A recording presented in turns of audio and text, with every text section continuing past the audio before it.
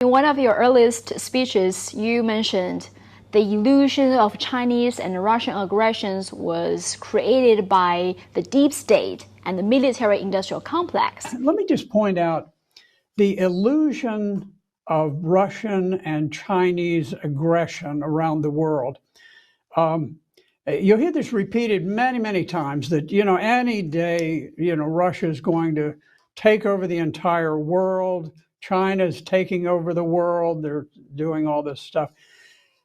If you look at the number of foreign bases between the U.S. and the U.K., we have about 900 overseas military bases where we have troops stationed in foreign countries. We've created this bizarre illusion because the deep state, the war industrial complex, must have enemies. You cannot manufacture weapons when you don't have enemies.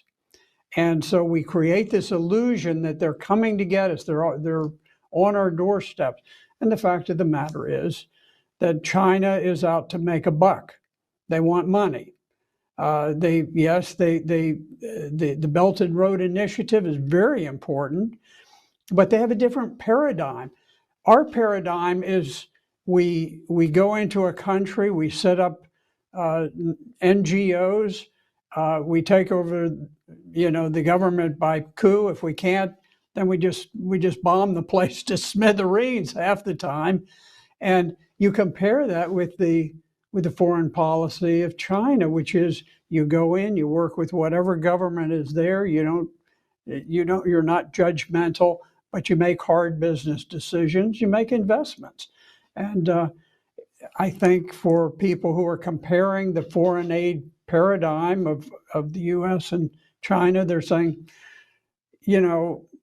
my likelihood of surviving is much higher if I follow the Chinese paradigm. So can you talk more on that? Because we've seen some Western governments and Western media are depicting China as this evil force that will soon take over the world. How do you see this narrative on China? It is a strange thing.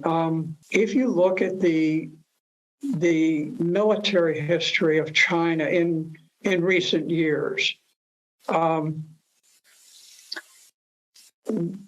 the conflicts they've had have been border conflicts, and the border conflicts, sometimes they've been sharp conflicts, but they've been limited. I think it was right after the United States left Vietnam. There was a very sharp border war over the exact boundaries between China and the very northern part of Vietnam, but it wasn't intended to acquire new territory. It was intended to maintain the territory that China had.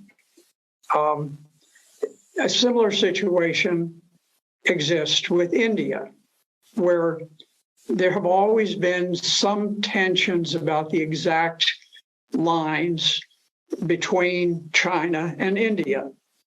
But both countries have handled it with a great deal of maturity and good judgment.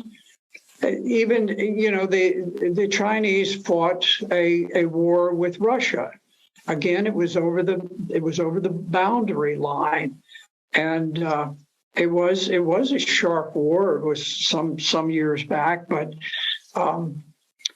it wasn't designed where the Chinese were trying to attack and seize some great area within Russia.